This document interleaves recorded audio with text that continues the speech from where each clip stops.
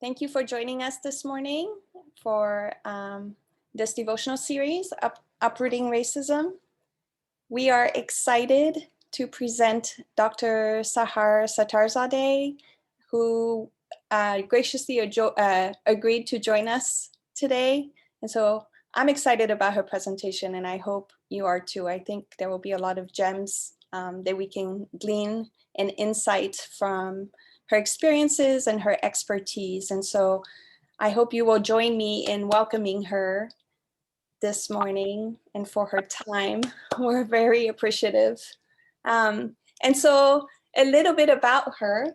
She's a daughter of refugee settlers of Azeri, Iran, Persian heritage. And she's also an assistant professor of education studies at DePauw University in Greencastle, Indiana. And as well as a research associate at the chair of critical studies and higher education transformation in at Nelson Mandela University in Port Elizabeth, South Africa. She writes, she researches and teaches about critical comparative global injustices and inequities, particularly within the context of higher education, knowledge systems, activism, and human rights. She is a lover and player of football, aka soccer, and dabbles in self-taught graphic design and writing and performing spoken word when convincingly pressured to do so. So maybe someday we will hear your spoken word as well. So welcome.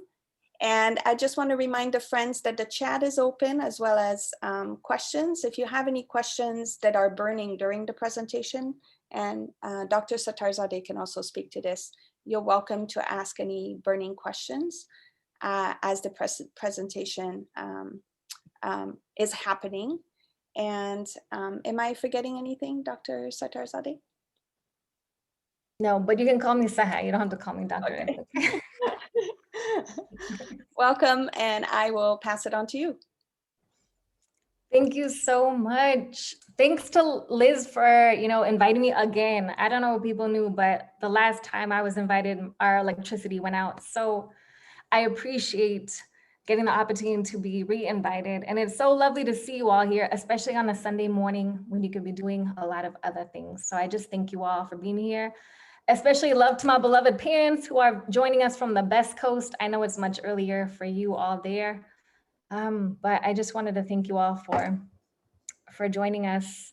And I wanted to just bring it to your attention, if you haven't already noticed in the chat, yes, someone did mention the live transcript option for anyone who needs captioning. It's not 100% accurate because it's Google based, but it's better than nothing. And it also challenges me to speak in a slower, more coherent manner so I can make sure that, my speech is also but with accents, we all have diverse accents. So sometimes it's going to butcher things, especially if things are culturally not relevant to the algorithm of the translator, right? So, and you can save the transcript for later as well, for anyone who wants to save conversations that we have that I hope will be really enriching, and I look forward to learning with and from all of you. So thank you again for being here. I will share my screen.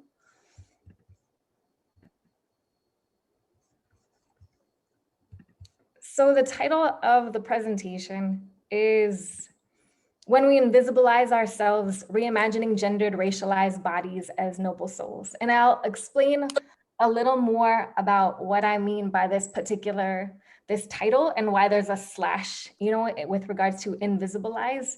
But this is a title, and I'll speak more on the artist of this beautiful work as well shortly. But before I do that, I wanted to greet you all from the traditional and ancestral lands of the Miami, the Kickapoo, the Potawatomi, Piankashaw, and the Wea people.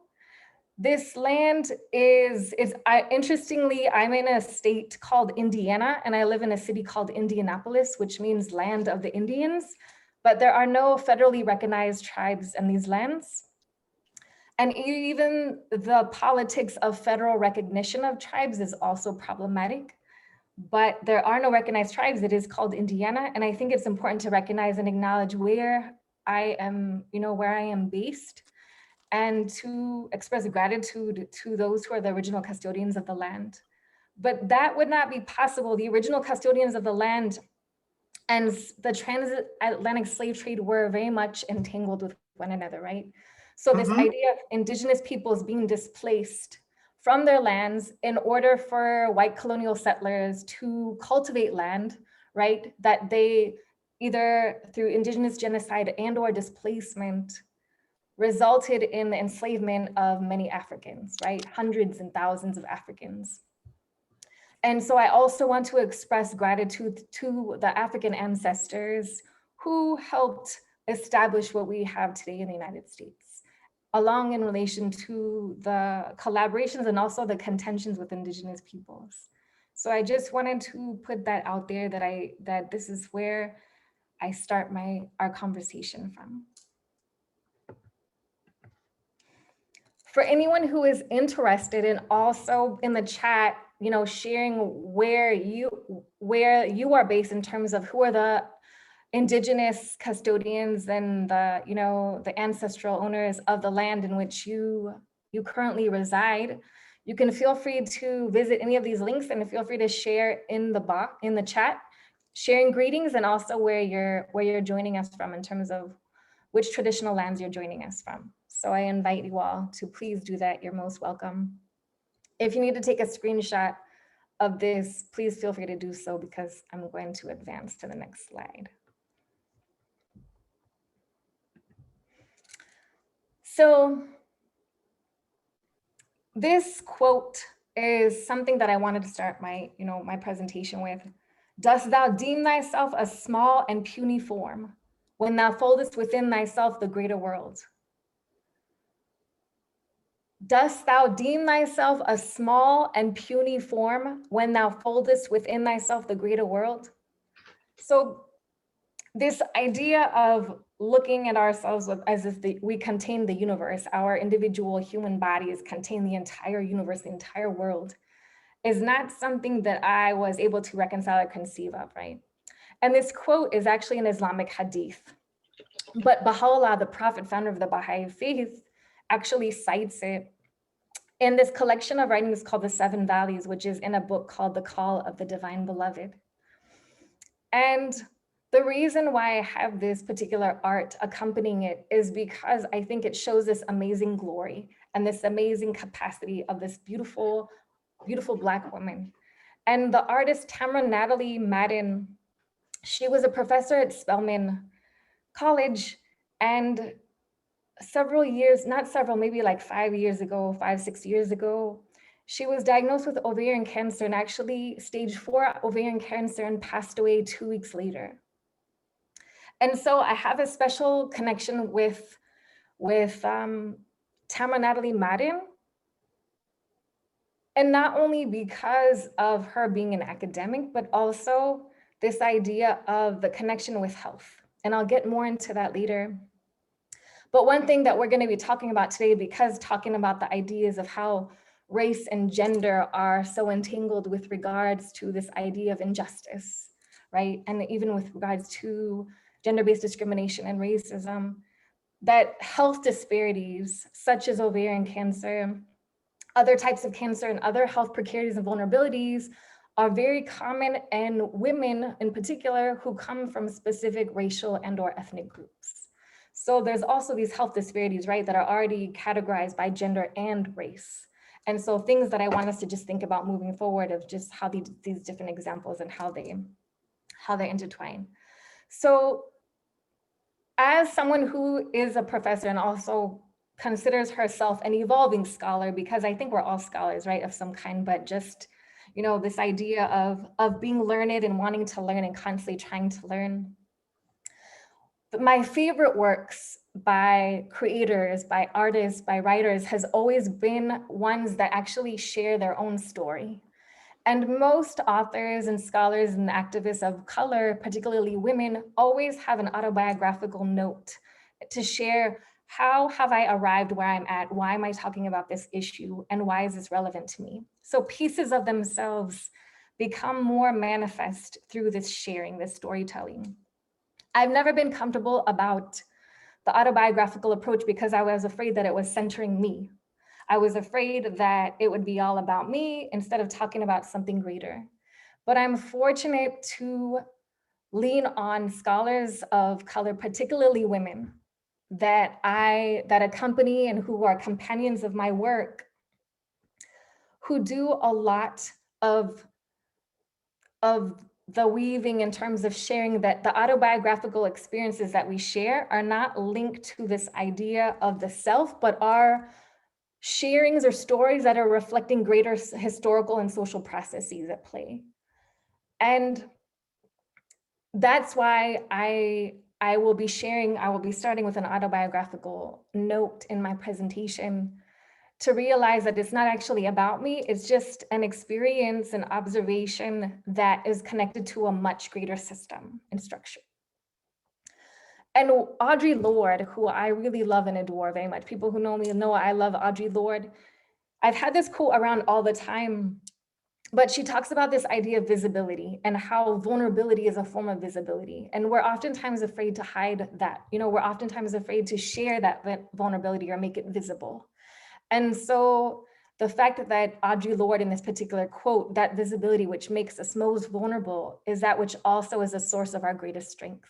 So this idea that being vulnerable makes us visible, especially if we come from communities that are often invisibilized, right? So I just wanted to start to kind of set that kind of frame. And there's a number of authors that have influenced my work that I will be pulling from for this presentation. And I'll share more about them. We'll come back to this, but I just wanted to say that there is a number of people that I really rely on, especially women who accompany me in my work, and I'm grateful to them. But I can't also forget the amazing sisterhood that I have, the connection of women and also loved ones, men, women, regardless of gender, who have just been so helpful and supportive in this entire journey and how I'm arriving and where I'm arriving and how I'm constantly continue to arrive. So in October 2011, I was invited to participate in a panel for Reinstating the Violence Against Women Act. And the Violence Against Women Act, some background, it's basically it's a bill that was introduced in 1994 by Congress and signed by President Clinton. And it's considered the first comprehensive bill in the United States to address issues of stalking, sexual violence, rape, and murder, sexual assault, murder, and also any kind of violence, intimate partner violence in the United States. It had its limitations, however, and over time it has included, LGBTQIA communities and its partial jurisdiction in Indian country on reservations, because as the law stands now with tribal sovereignty, the agreement with tribal governments is for tribal governments to be able to try their own crimes and the US federal government not to intervene. But there wasn't enough support and resources on reservations, so they wanted the Violence Against Women Act, otherwise known as VAWA, to also be, to reach into Indian country, especially when people on reservations, when women and girls on reservations were being assaulted by non-Indigenous people, right? People off the reservation. Because and I'll talk more about this, but currently as VAWA stands, it's only 3 crimes per year can be tried when a non-Native person commits some kind of sexual assault against an Indigenous person on a reservation. So just think about that. Only 3 crimes a year can be tried or protected under VAWA per year. That's the current agreement, okay? And so I was invited to speak on this panel to reinstate VAWA. And as I was introduced, I was introduced as a victim of domestic violence. And I was really caught off guard. I'm like, how am I a victim when I didn't even tell you all that I had experienced domestic violence? I was really confused. I was on this interfaith coalition against domestic violence, and my fellow board members on the coalition knew that I had experienced domestic violence, but no one, including the convener of this event, had known about my history with domestic violence. So I was a bit confused. It was clear that they were speaking about me, around me, but not to me directly, in terms of the fact that I was called something I didn't give consent to, right? And so it really caught me off guard. And I had to think about all these different things about how the language of violence against women is perpetrating another kind of violence, a symbolic violence, a linguistic violence, but also a violence in terms of the way that we still carry the harm and the trauma and the burden on our bodies, even through the way that language is played out, right? This idea of victim, because I've endured something or I'm helpless, the fact that the Violence Against Women Act is called a Violence Against Women Act. The perpetrator is not at all part of the equation, right? And then there's battered women syndrome, a diagnosis that I've self-diagnosed myself on multiple occasions, where you just repeat this cycle of staying in an abusive relationship or moving on to another one, right? And so I had to kind of change what I was going to say when it was my turn to speak. And I said, I have to start by saying that I do not see myself as a victim. And that's how I started, my conversation. I was diagnosed with PTSD from a 5-year abusive relationship that I was in that was very physically, emotionally, psychologically, spiritually abusive. Oftentimes people think that the physical abuse is the worst, and actually it's not comparable to the psychological, emotional, and spiritual abuse that one can endure, which is why PTSD, is often associated. So then you're often seen as damaged, you're an abused person. And so I was in this relationship during graduate school with someone for 5 years, and his mother died of ovarian cancer 2 weeks before I was diagnosed with ovarian cancer. And I thought the diagnosis of cancer would actually protect me, like it would be a shield. Instead, it just became invisible, because the insecurities that my former partner had endured were just manifested because of other things he hadn't resolved in his own mind and his own heart. He would frequently read my journal. I don't know how he ever got into my room, but when we were living on campus in dorms, he would frequently get into my room and read my journal. And I would talk about these experiences and encounters I had, including one of sexual violence. And it just fueled more and more in terms of, surely she had done something to deserve this. And it made him more uncomfortable with the fact of, what kind of person is she, right? And clearly she's a certain kind of person. So I was diagnosed with PTSD 2 years after this relationship. And I realized that being in that relationship and every other relationship I had, whether it was with friends, with acquaintances, with colleagues, or even other partners, that my nobility or my sense of self was gone. I also had developed a strong distrust in police officers, not only for the reason because of the racist, patriarchal, white supremacist notion of the criminal injustice system in the United States, but also because every single police encounter I had experienced up to that point, and even to this point, has always been one of hypersexualizing me. So there was a cisgendered component, but there was also this ethnic racial component, right? And I just wanted to share this video of Suhair Hamad. She's one of my favorite spoken word poets who hasn't been around for a long time, but she shares this idea of how ethnically racial gendered bodies, in terms of going across all these different stereotypes and perspectives, and how it actually kind of like resisting that idea. And I just wanted to share that really briefly. Brooklyn, please give it up for Sahar Hamad.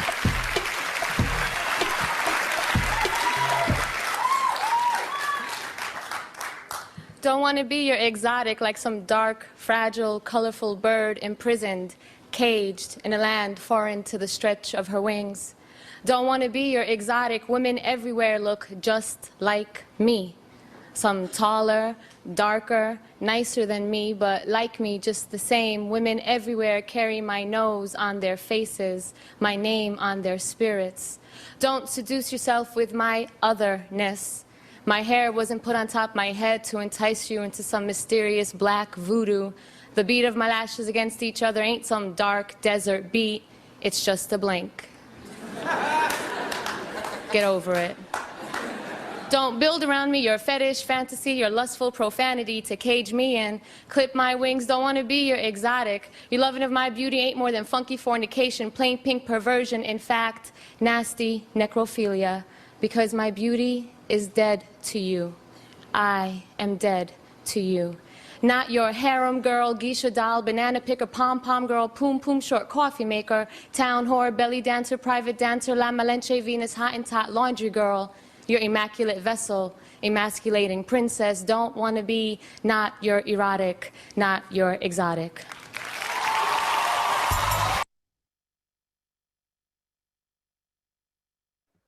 So this idea of the exotic played manifested a lot in my experience in relationship with people, like I said, in relation with police officers, even in relationship to my work and my academic, journey.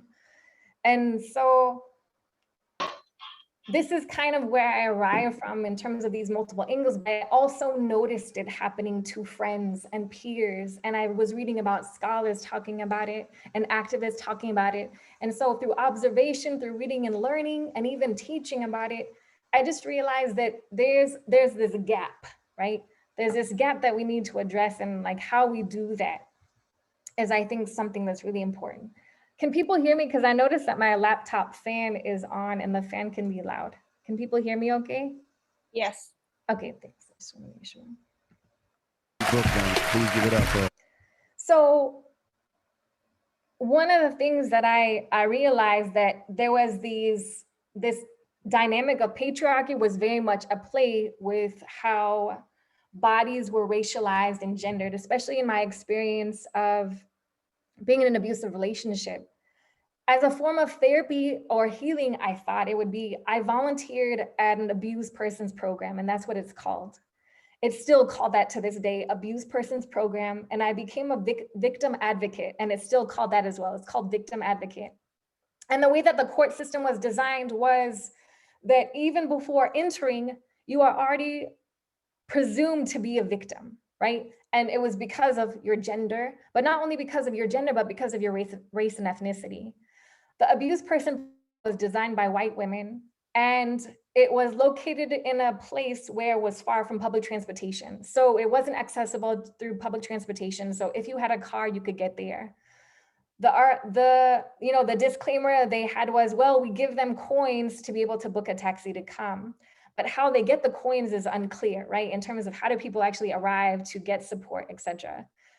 It's also stigmatized, and a lot of people do not report domestic violence or abuse. Culturally, it's not something that is reported.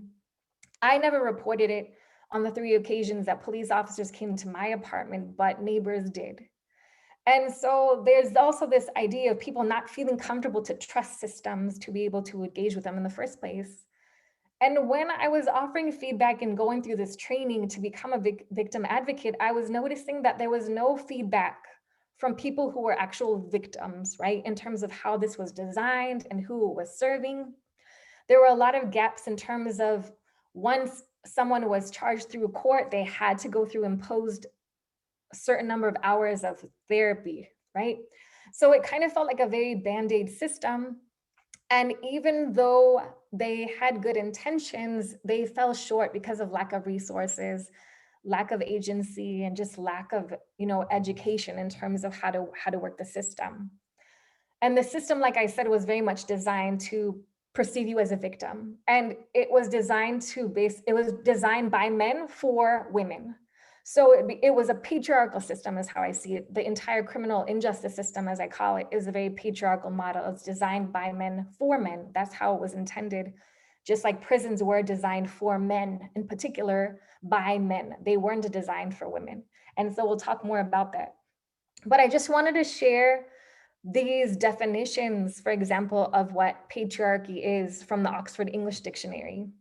Would someone like to volunteer to read the Oxford English Dictionary definition of patriarchy? Please. I can. Thank you.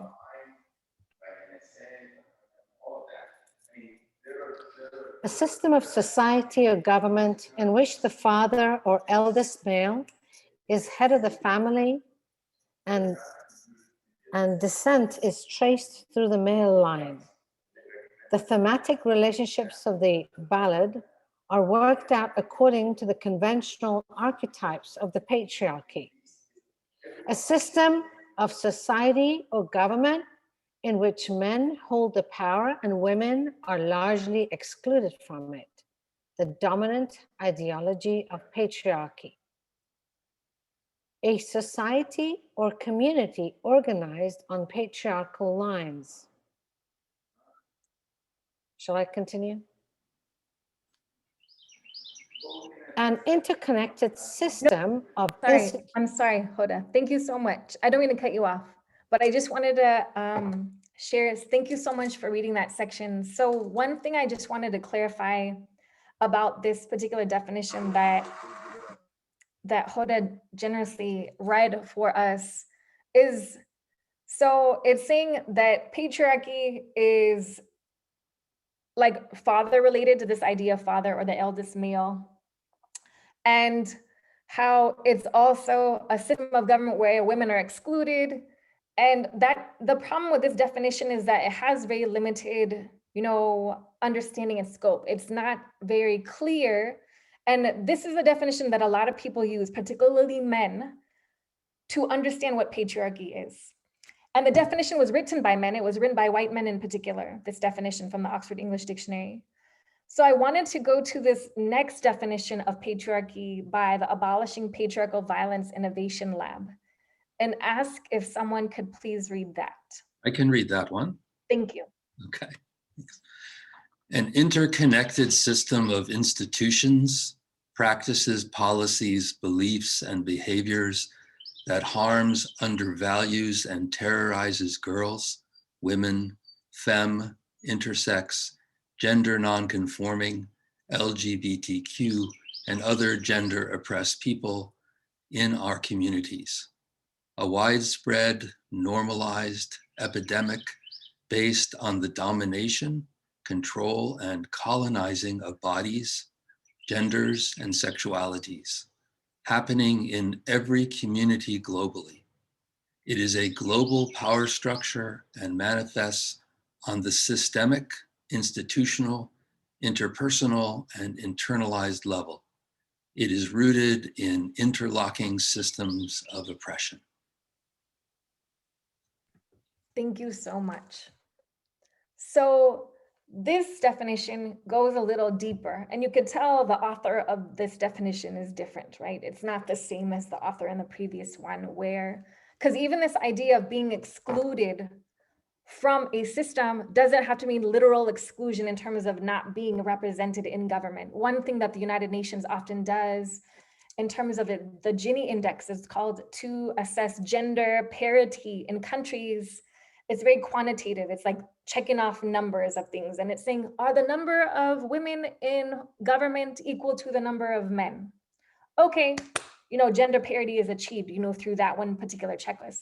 The problem is that it denies the fact that as human beings, I can, even if I identify as a woman, I have values within that system, within the government, wherever I am. Just like a Black man can carry white supremacist values, right? In terms of a system. We all have these we still have these habits and thoughts, even ones that we don't think about, that perpetuate and reinforce systemic entangled forces and spheres of oppression. And so intersectionality is very much related to this latter definition of what patriarchy is, right? And intersectionality was introduced by Kimberly Crenshaw in 1989. And one thing I noticed is that a lot of people use the term, my husband actually jokes with me a lot, and he'll say, let me be intersectional about it, you know, because he hears me say in a lot of meetings and things like that. So he kind of pokes fun at me with the fact that I use the term intersectional, but oftentimes intersectional is also used as at a very surface level, right? Like we don't think about what intersectionality truly means, especially when we're looking at issues of, you know, gender and race, for example, but not only gender and race, right? You can look at ability, religion, you can look at nationality, you can look at geography, you can look at someone's indigeneity, for example, right? What someone's sexuality, there's all these different layers, and how the more identities you have that are marginalized, the more marginalized you are versus those that are more privileged, the more privileged you are. And some people have a balance of privileged identities and marginalized identities, right? Based on the society and systems in which we live and move. And so Kimberly Crenshaw talks about this idea that intersectionality happens at 3 levels. It's structural, political, and representational. And misogynoir, which is something that Moya Bailey introduced almost a decade ago, she talks about this idea of how misogynoir is a perfect example of intersectionality with race and gender, where it's basically violence committed against Black women or Black femme or Black transgender or queer, non-gender conforming, two-spirit people, where there's stereotypes, the body is hypersexualized, these kind of things, right? This idea of misogynoir, taken from the French, the word Black from noir, and misogyny, right? And combining them together, this example of how systems and structures are at play to commit this kind of violence, even if it's just in a verbal way, right? Or even in a linguistic way. And so again, stereotypes are a part of that, just like this idea of the exotic, right? My blink is not a drum beat, like a desert drum beat, it's just a blink, like that's all it is, right? These kind of ideas that in South Africa, like thinking about the political, in South Africa, the reason why these kind of conversations became so important is because, you know, a post-apartheid South Africa, apartheid only ended, you know, a little over 26 years ago. If it's not, it's very new. And so there's all this student activism happening. There's all this revolutionary ancestors who were very active and protesting against racism and the apartheid state in South Africa. And younger generations have replicated that. But this issue of, there's a lot of feminist South Africans who are saying, like, you're not even bringing our issues into the equation. They're finding that even racist protests and racist activism and racist scholarship or race-based scholarship or anti-apartheid scholarship is still excluding women, right?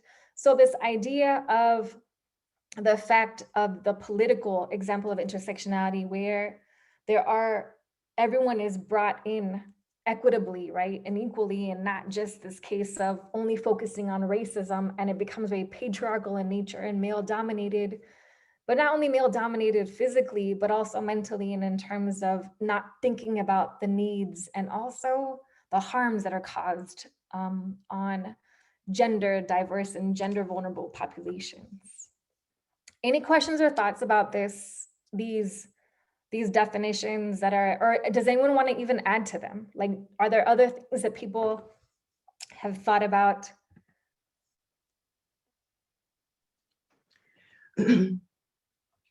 I have a question.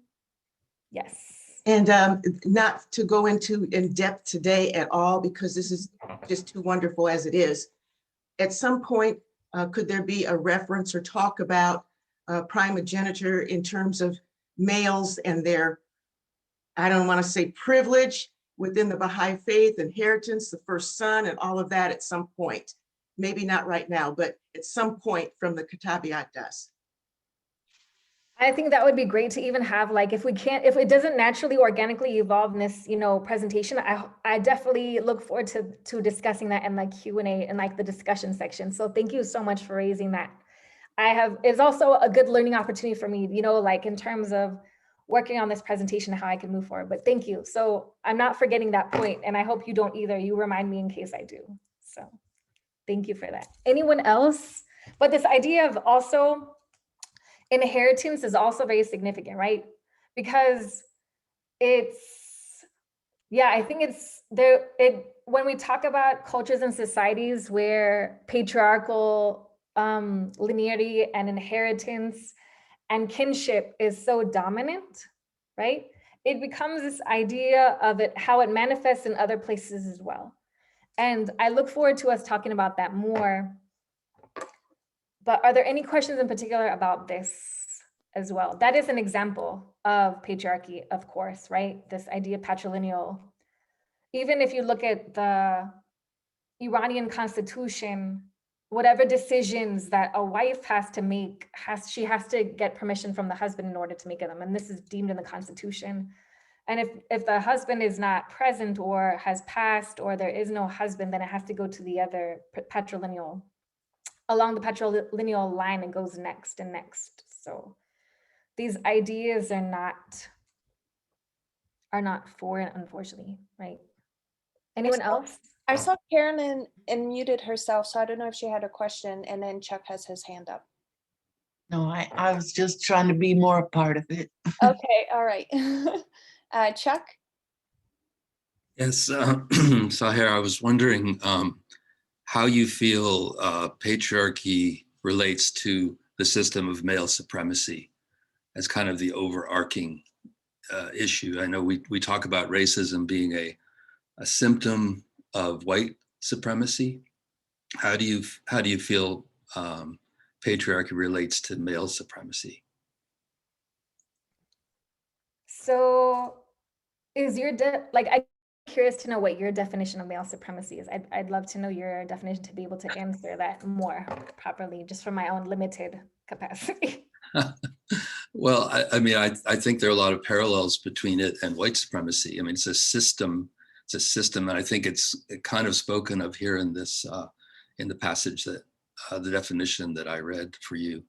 But it's a system of oppression, of control, that assumes the superiority of men over women, and that is involved in every aspect of life, in every society, and that also can be internalized in women as well. So, I think I guess it's more in terms of the power structure, the systemic power that men have. So I think it's a great question. I don't see a difference between patriarchy and male supremacy. I think if other people have thoughts, I would love to hear, what other people have in response to your question, because I'm not the one who knows all the answers. I'm definitely not the all-knowing one in this space. Just because I'm presenting, I'm learning this, from and with you all too.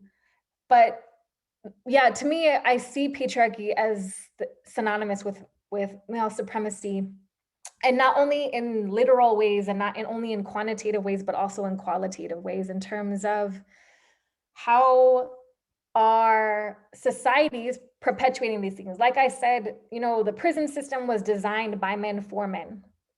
And that's why it's been really difficult for women to be, even the women's prisons, the concept of a women's prison was designed still for a man. So this idea of that, and even the idea of being able to be in a court system, right, as a domestic violence victim, as you're called.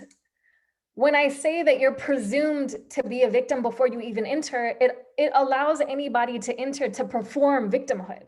So by performing victimhood, whether you really have been abused or not, allows you to take advantage of a system by perpetuating and reinforcing this patriarchy, this male supremacy, even though you are not male, right? So you become an agent of it. And that's just an example of it.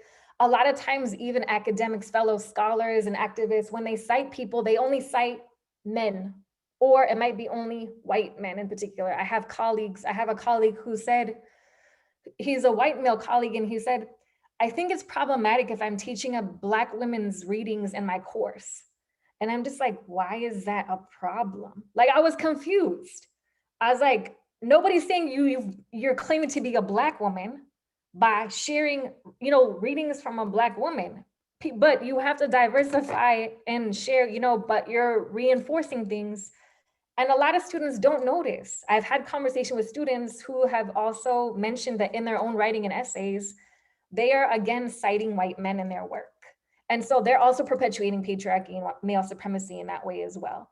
And it's not only happening in the United States, this is a global phenomenon. You know, living in South Africa for 3 years, it was really hurtful to me to see African scholars that I really admire who are very, you know, revolutionary in their thought, never cite women ever, never talk about women, never address the women. And one of the things I experienced in South Africa is patriarchy is so much more in your face than it is in the United States on so many different levels. And even to the basic level of me wanting to play football and finding football boots to wear, and they were told women don't play, that's why we don't have women, you know, women's football boots. And so those kind of, but it's not isolated to one geography or one kind of thinking, and not everyone thinks like that. So I don't want to make generalizations either. It's just the fact that it permeates in so many different ways, right? Even the idea of why is the largest room in the house called the master bedroom? That is a patriarchal label. It's because the man of the house, the owner of the house, it's not connected to slavery as people thought, because it actually emerged before formalized slavery of the 16th century.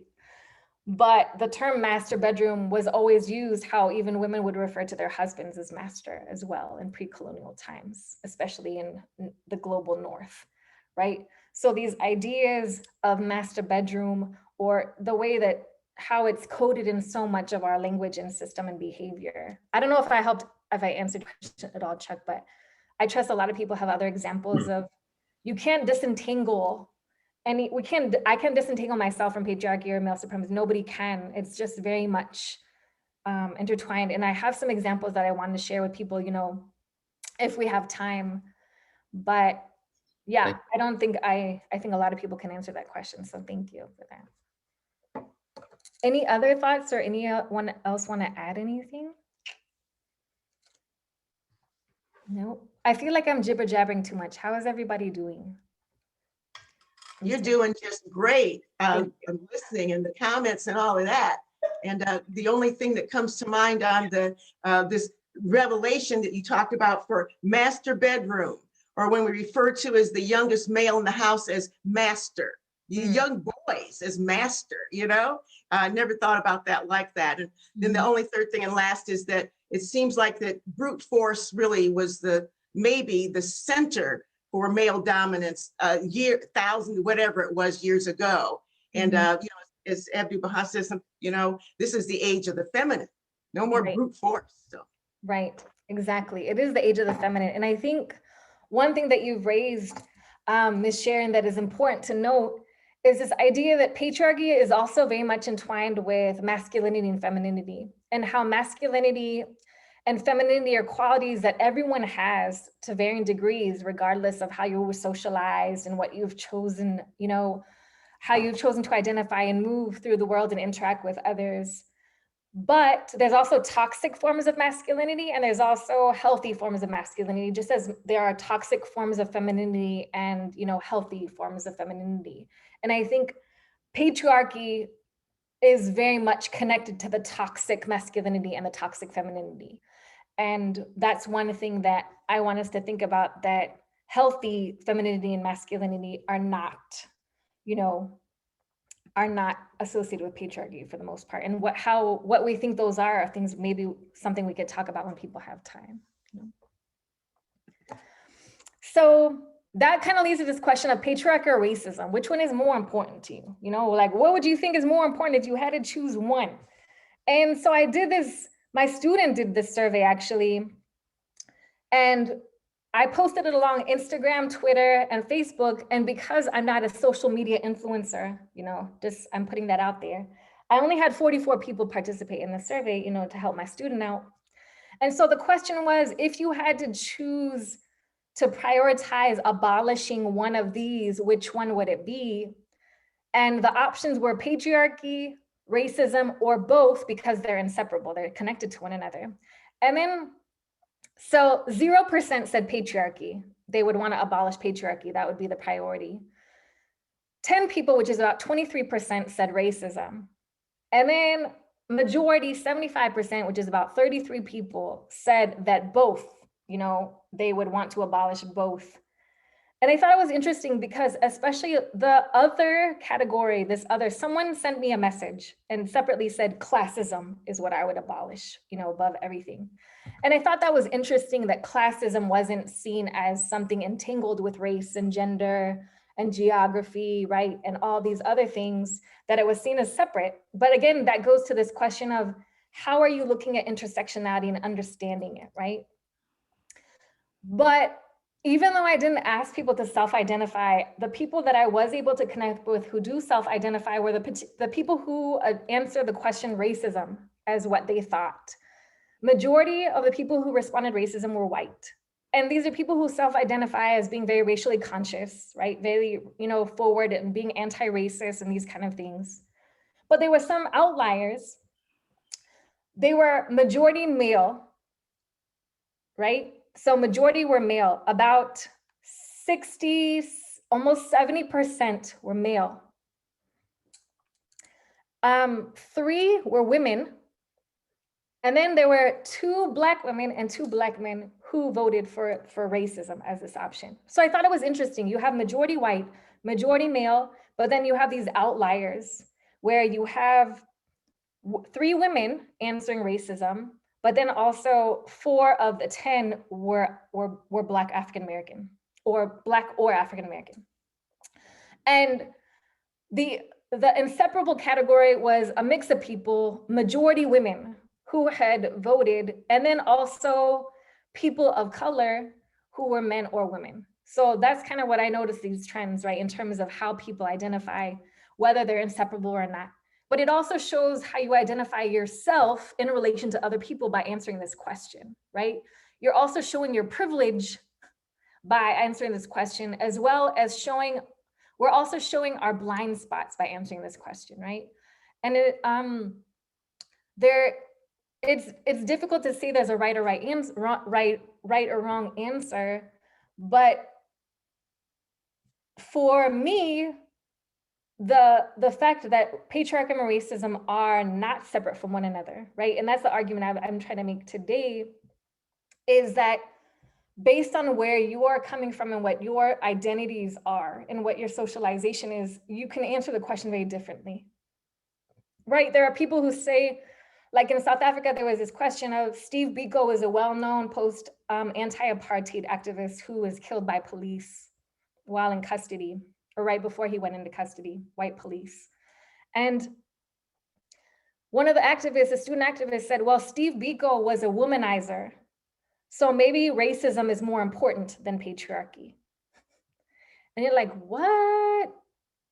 I'm like, you would benefit from that, wouldn't you? You would benefit from focusing on racism rather than patriarchy first. But the fact that how do you connect them is another thing, you know? And that's something that I wanted to ask you all. I actually want to really quickly stop.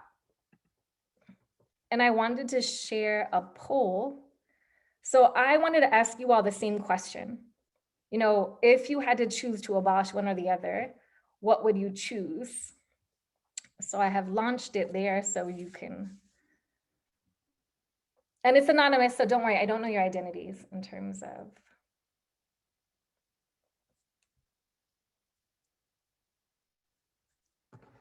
I should have asked this before because now I feel like maybe I influence people in some way in terms of but I hope I did not.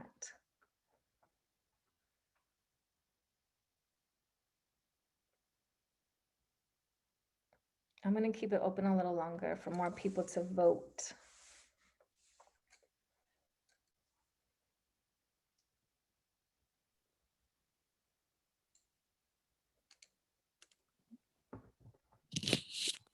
Has everyone voted, or everyone who wants to vote voted? Just a comment. Yes. Mandela was also regarded as a womanizer. That is correct. A lot of people did not give credit to Winnie Mandela. And I believe we have a South African sister amongst us as well who can probably share more from her perspective. Well, so was Martin Luther King. So. Right, there's a lot of cases, but what's interesting is even talking about leaders, it's one thing I want to bring to our attention is that it was also white men that also called out a lot of times Black men for these kind of deeds, as if white men were not also responsible for it at the same time, right? So this idea of there's intra-gender or intra-sex, kind of forms of patriarchy. There's also interracial and intra-racial forms of patriarchy that I want us to talk about.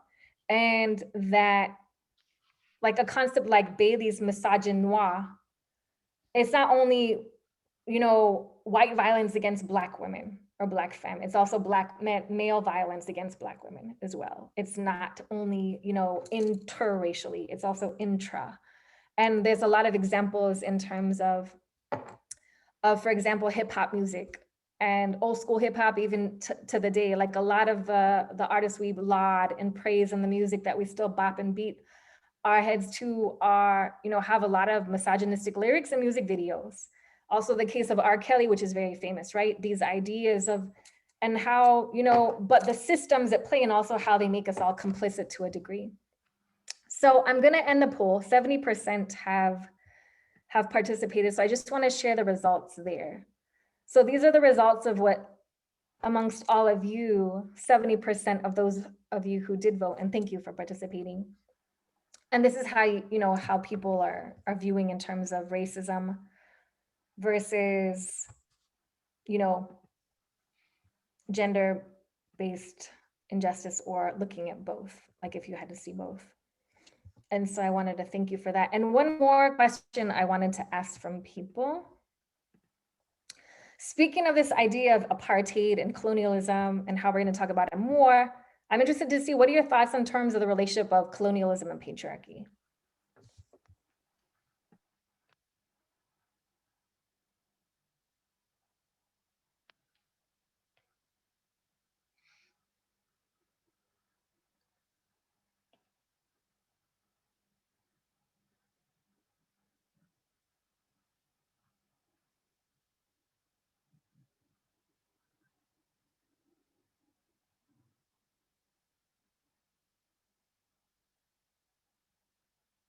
Sorry, I know people don't like quizzes in the morning. I know, I'm interested to get your thoughts.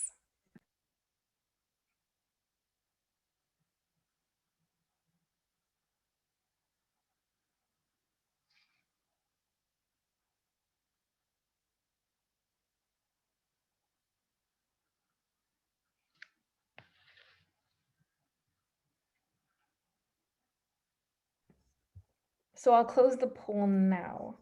About 64% of you voted, and here are the votes. So one person, 4% voted for saying patriarchy was an invention of colonialism.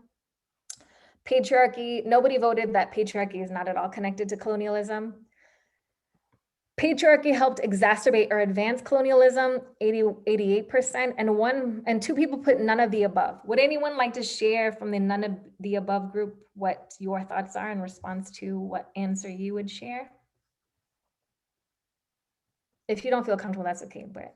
I would like to say that. Barbara! Hello, how are you? It's lovely to hear your voice. Well, it's lovely to be a part of this and to see you and to hear this most interesting discussion or dialogue that you've presented to us. It's an eye-opener. I think it started in the beginning, during man's early years of development, that the male dominated the household, that he was the one that everybody responded. He was the leader. And when I look at your statement again, I'm thinking that perhaps I should have said that it was exacerbated by colonial. Oh my God, a little tongue-tied this morning. But yeah, it had its early beginnings then, and I think colonialism exacerbated it, yes. Thank you, sweet Barbara. It's so lovely to hear. You're so welcome. I'm so glad you're here. So thank you for being here. One thing about, so you are correct that colonialism did precede, I mean, patriarchy did precede colonialism. It was not an invention of colonialism. There were a lot of pre-colonial societies that were patriarchal. And an argument that a lot of men make, regardless of race or ethnicity, is that patriarchy is a colonial construct and therefore we have to be anti-colonial. And that's their way of kind of innocence making, of saying, I don't need to play my part in, you know, dismantling patriarchy, and I'm not an agent of it. Colonialism is the true, you know, agent of patriarchy, which is not correct. And people are still using that argument everywhere. You know, anti-colonial scholars, decolonial scholars, patriarchy is a colonial project.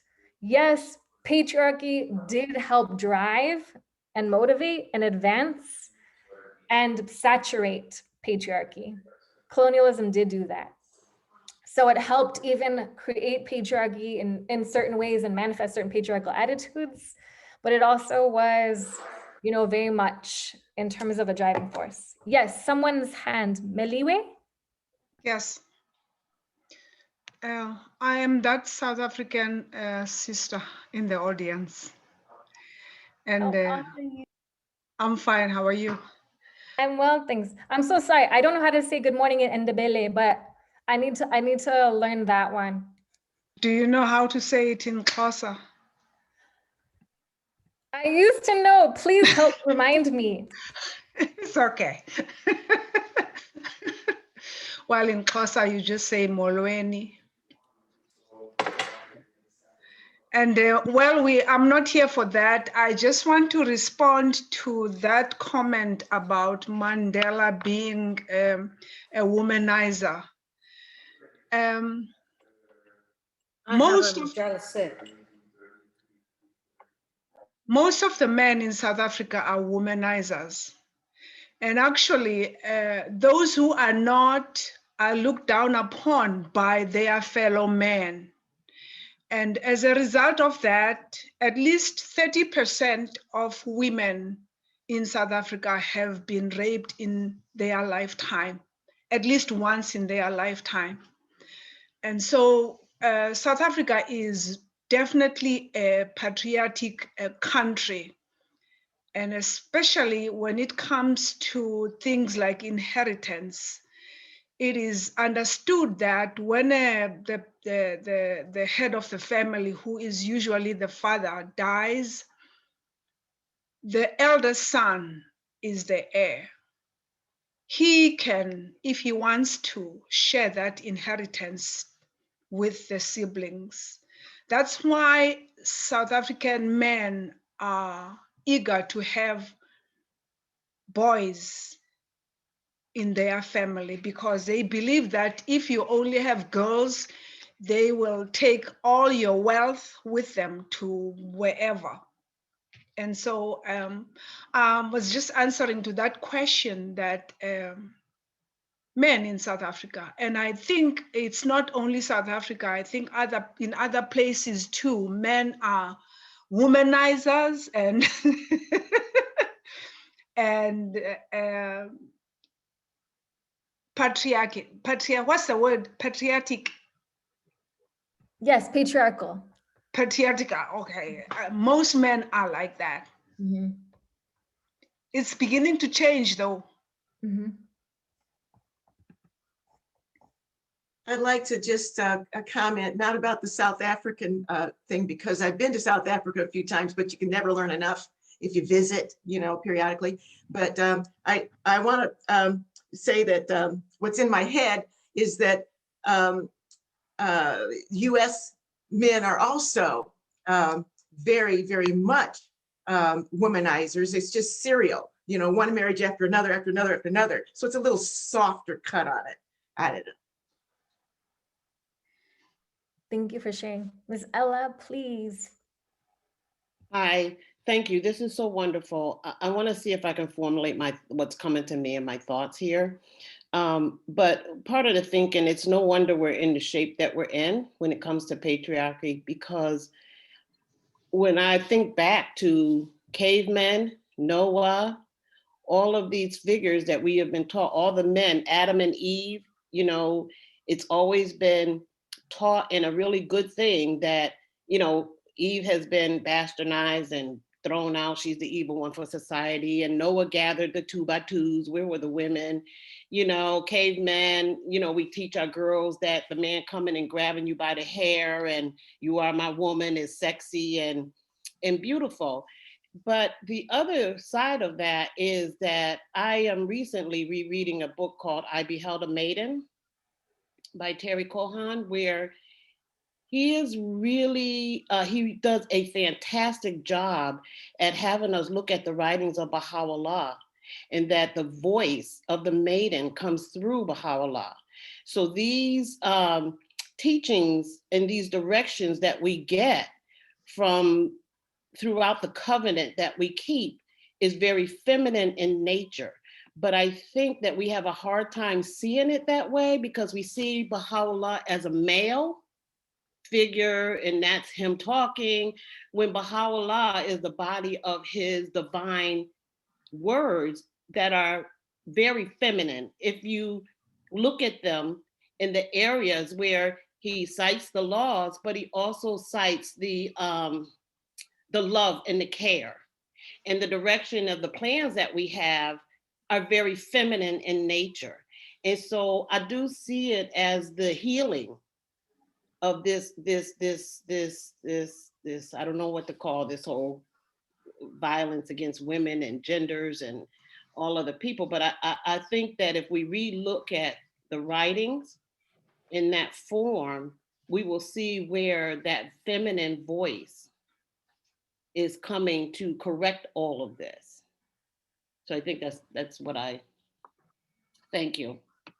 Thank you for sharing. Just real quick, Hoda, I also see your hand, but I wanted to thank Meliwe also for your comments about this idea that not only is it something that men are womanizers, but also women are complicit with sometimes also being okay with that and accepting that as well, right? And still engaging with men who are womanizers, right?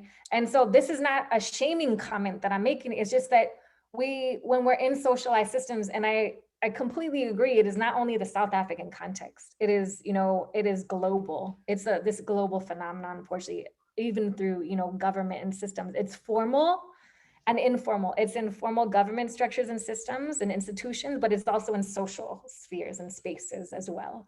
So it's not like a divide between formal and informal, but there are communities that are matriarchal, in focus, and there are cultural communities that are matriarchal, and to think about that. And Ms. Ella, thank you for that amazing reminder that the voice of the divine is feminine. I think especially from the Baha'i perspective, that, and even with the way that in the Baha'i writings, and I'll talk a little bit about it more if there is time, if not, it's okay. But this idea that how women have also this spiritual, there's distinct spiritual qualities that women have that men do not possess. And it doesn't mean they're not equal. They're not equal physically. It's just that because of being women, it's like an inherently gendered, spiritual capacity that is not really matched, especially because of the social capacities of men.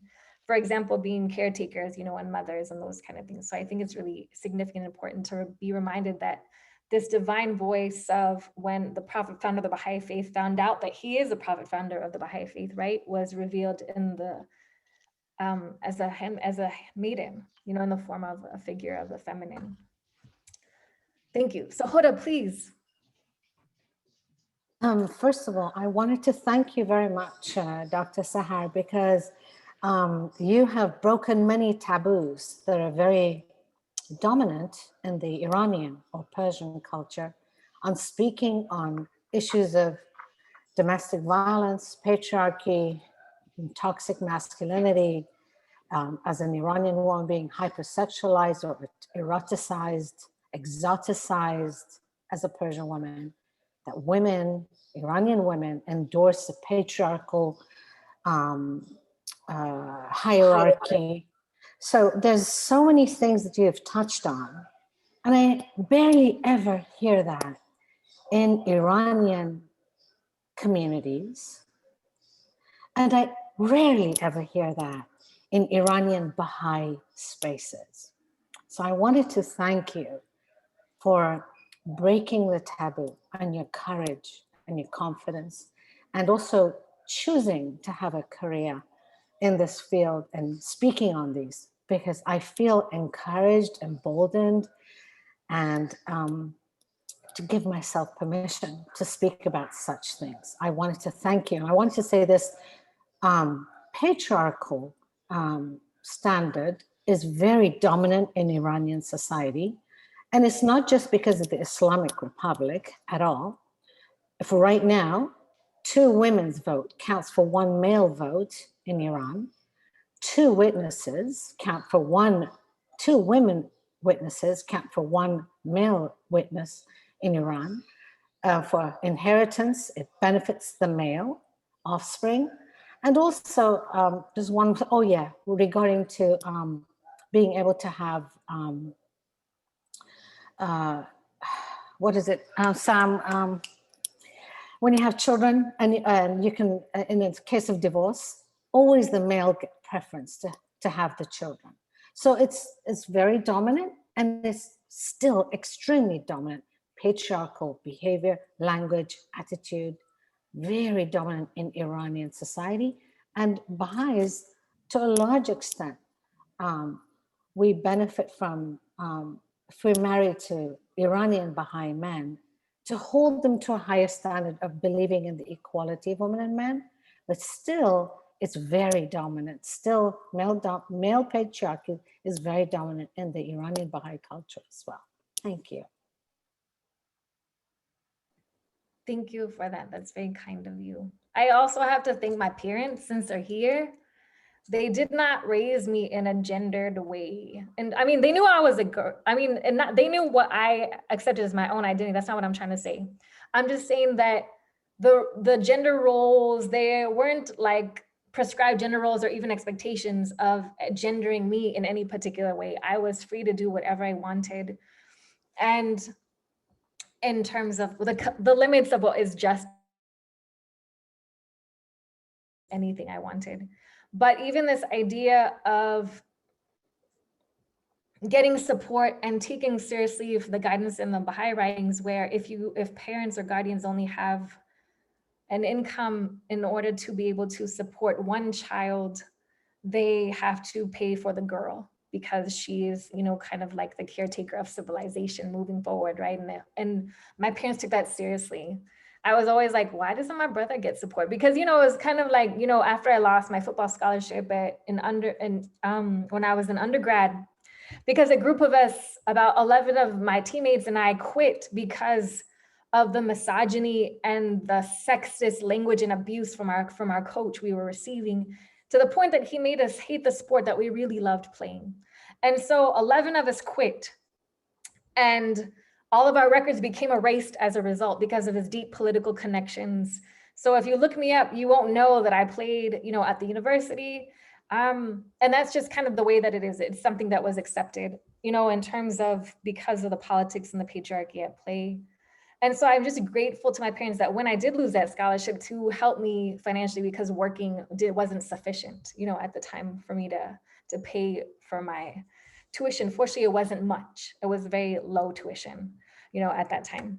So, but yeah, I'm just grateful to my parents also in terms of how they raised me. Extended relatives, otherwise, that's another story with regards to how extended relatives and the Iranian Persian community viewed me.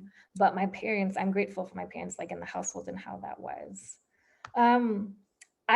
Because of time, I don't know if I should continue. I wanted to get into the nobility part, or if people were more interested in having this conversation, because I don't like being the type to talk all the time in gibber